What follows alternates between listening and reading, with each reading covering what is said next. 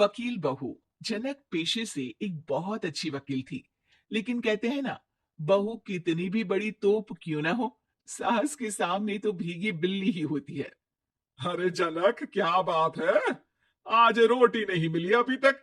ये तेरा कोर्ट नहीं है जो आज फैसला ना हुआ तो कल की तारीख मिल जाए। रोटी तो रोज वक्त में चाहिए। हाँ। माँ जी, रोटी तो कब की बन गई। मैंने आपको कहा तो खाना खाने के लिए, आपने शायद सुना नहीं होगा। ओहो हो, जज नहीं हूं मैं तेरे कोर्ट की, सास हूं सास। कोई दलील फालतू की मत देना यहाँ। बहुत जानती हूं मैं इन वकीलों को। अपनी बात ऊपर रखने के लिए झूठ बोलने में जरा भी नहीं सोचते। तभी वहां जनक के ससुर आ जाते हैं। अरे भाग्यवान, क्यों बेचारी के काम को कोसती रहती है हमेशा। मैं भी तो था वहां जब ये आई थी तुझे रोटी खाने को बुलाने के लिए।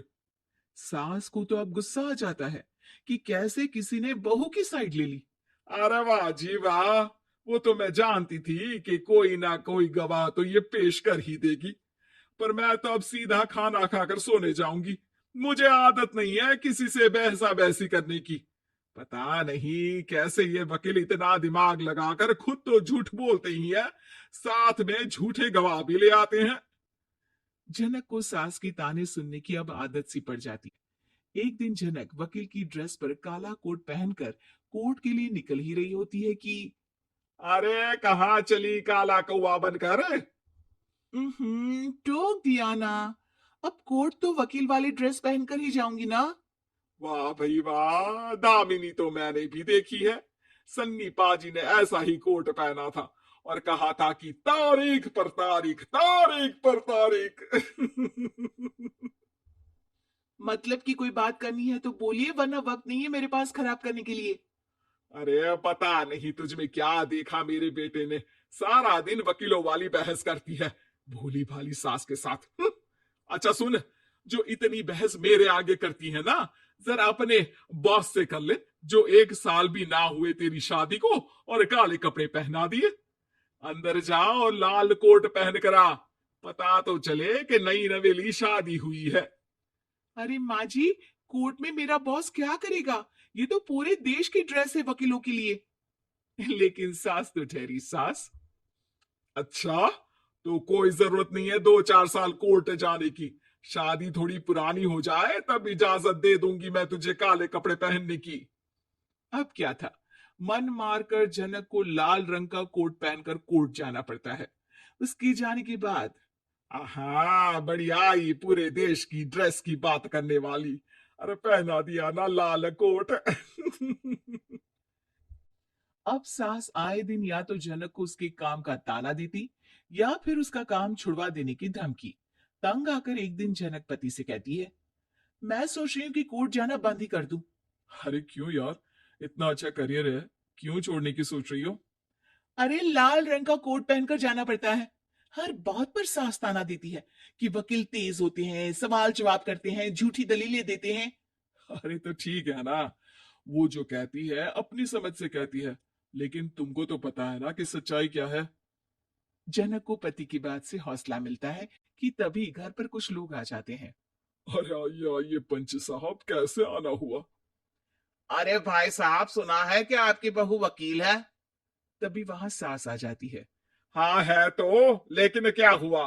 फिर कहीं बहस कराई क्या? अरे हम तो खुद दुखी है उसके व्यवहार से। अरे भाभी जी, आपको तो पूरा मोहल्ला जानता है कि आप कितना बोलती है। फिर हम यहाँ बहू रानी की कोई शिकायत नहीं, बल्कि अपनी परेशानी लेकर आए हैं। ससुर जी खुश हो जाते हैं। हाँ हाँ, मैं भी बहू को बुलाता हूँ। जनक वहां आती है, सबको नमस्ते करके बैठ जाती है।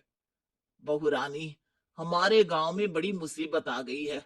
अब तो पूरे गांव की जिम्मेदारी मानो तुम्हारे कंधों पर है।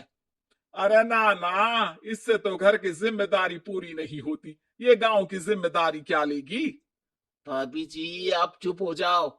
यहाँ पढ़े लिखे लोगों की बात हो रही है।